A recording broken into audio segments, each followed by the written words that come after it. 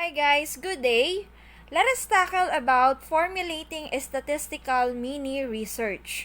So I will teach you on how to make a mini research.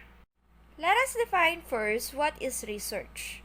So refers to the methodological investigations and study of sources and materials in order to establish facts and attain new conclusion. So it requires a series of steps. So you need to gather data, analyze the data, and then interpret a data.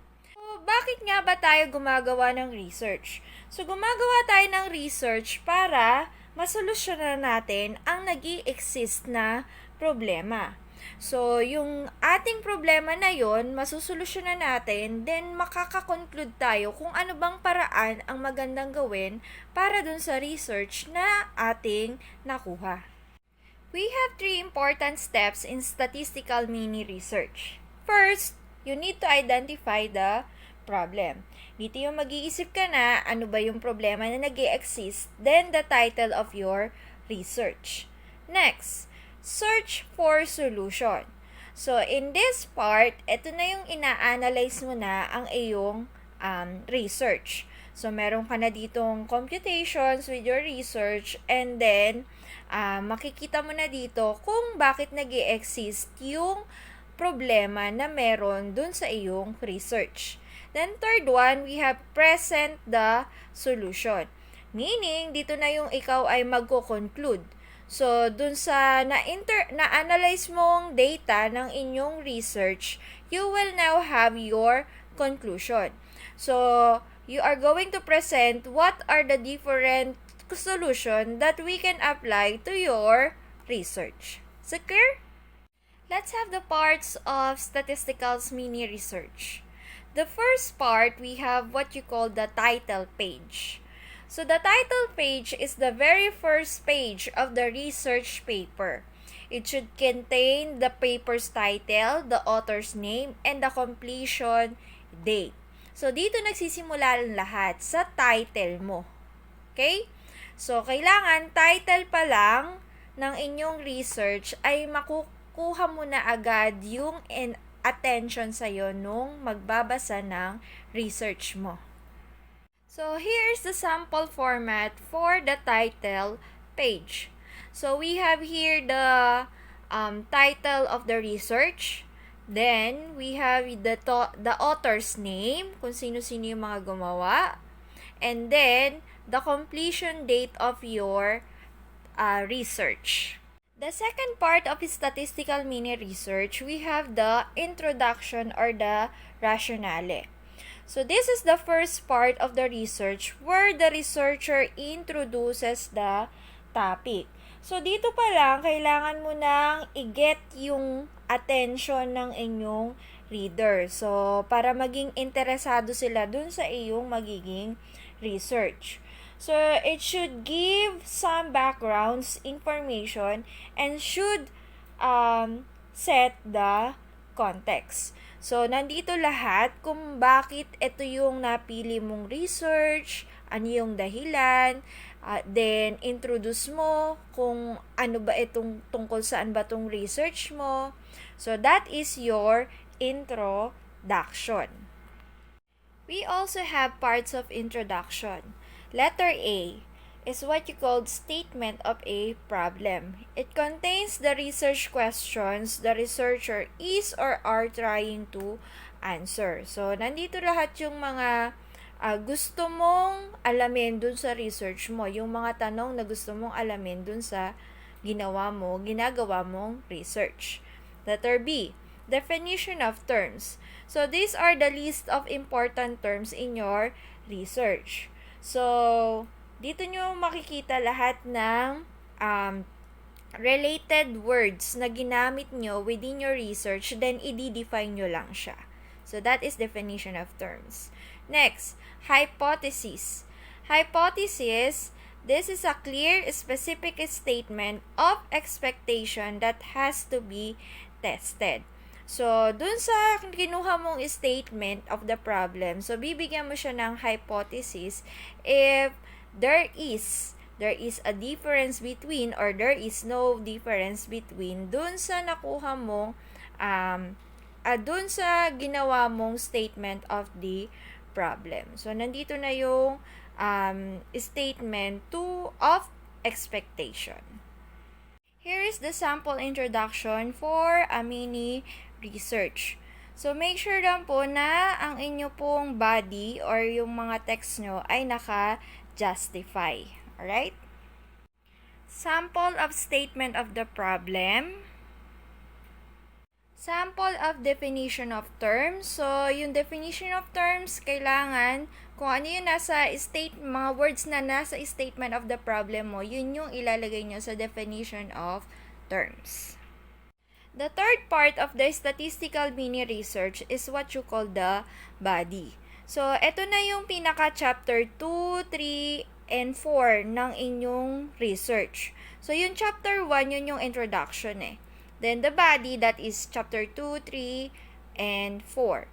So, this is the main part of the research. So, it contains a logically organized data and evidences where the researcher give and describe arguments and findings.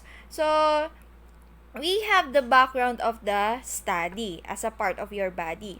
So, establishes the context of the study, includes both important and relevant studies that support your research. So, ito yung mga relevant studies. Nakapaloob dito yung mga relevant studies na dati na pwedeng sumuporta dun sa iyong research. Alright? Next tayo, we have the presentation and analysis of data. So, ito naman presentation and analysis of data. Dito mo na makikita kung paano mo kinuha yung inyong respondents. Then, paano mo siya kinompute ang iyong mga survey doon sa iyong statement of the problem. So, dito ka na magpe-present ng inyong data at mag-analysis ng data para makakuha ka ngayon ng conclusion doon sa inyong statement of the problem. Sample of relevant studies. If you already have the data, so this is the sample of presentation and analysis and interpretations of data. So magagawa mo lang ito kung ikaw ay meron ng data sa ginawa mong statement of the problem. The fourth part, we have what you call conclusion. So it is the synthesis of the key points in the research. So, it reminds the readers of the main argument and helps them understand why the research should matter. So, we have parts of the conclusion. The first one is the concluding statement. So, it brings closure to the paragraph in the conclusion. So, usually, ang ginagamit dito na words ay thus, for this reason, in conclusion. So, these are the words that are often used. So, pumapasok na dito yung conclusion mo tungkol dun sa inyong research. Next, we have the recommendation. So, this indicates which the aims have been achieved. So, dito, magre-recommend ka na about dun sa nagawa ninyong research na meron ka ng conclusion. So, nasagot mo na yung tanong. So, since nasagot mo na yung tanong, now, you can now have the recommendation para ma-improve ngayon yung problem or para masolusyonan ngayon yung problema. So, you should have recommendation. Alright? Next, the last part tayo. The fourth part, we have what you call conclusion. So, it is the synthesis of the key points in the research.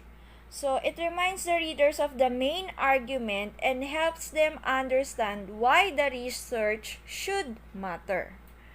So, we have parts of the conclusion. The first one is the concluding statement. So, it brings closure to the paragraph in the conclusion. So, usually, ang ginagamit dito na words ay thus, for this reason, in conclusion. So, these are the words that are often used. So, pumapasok na dito yung conclusion mo tungkol dun sa inyong research. Next, we have the recommendation. So, this indicates which the aims have been achieved. So, dito, magre-recommend ka na about dun sa nagawa ninyong research na meron ka ng conclusion. So, nasagot mo na yung tanong. So, since nasagot mo na yung tanong, now, you can now have the recommendation para ma-improve ngayon yung problem or para masolusyonan ngayon yung problema. So, you should have recommendation.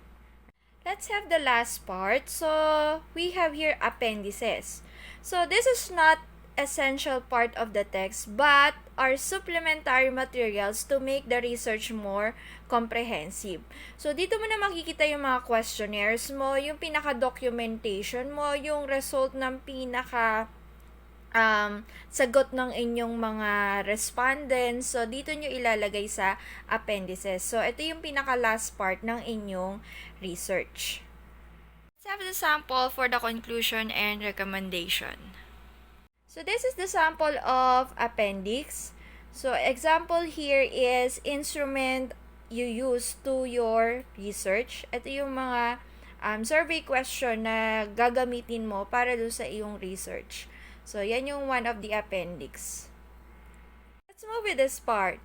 So, syempre, hindi mo magagawa ang iyong research study kung wala kang respondents or participants of the study. So, sino ba yung gagawin mong pinakabida doon sa iyong research?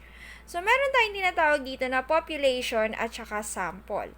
When you say population, entire group when samples are drawn. For example, ang study mo is grade 10 students.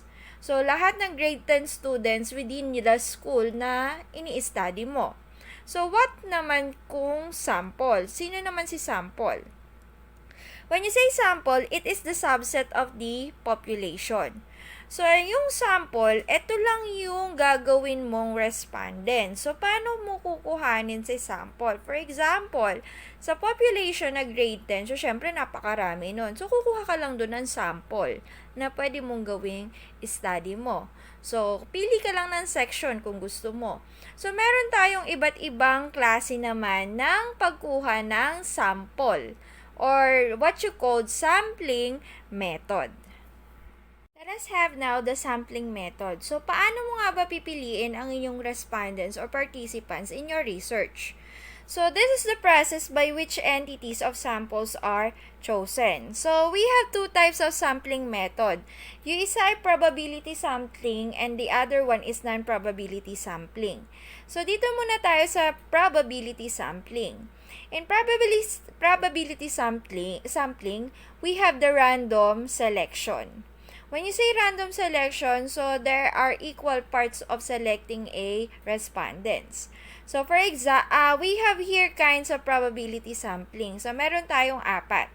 So, the first one, we have the simple random sampling. When you say simple random sampling, there is an equal chances of being selected in the research. So, why?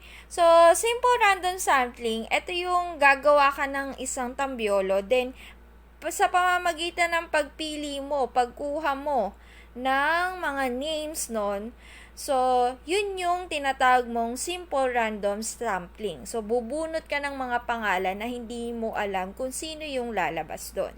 So, there is an equal chances na mapili ka dun sa kanilang research. So, that is simple. Right? Number 2, we have systematic sampling.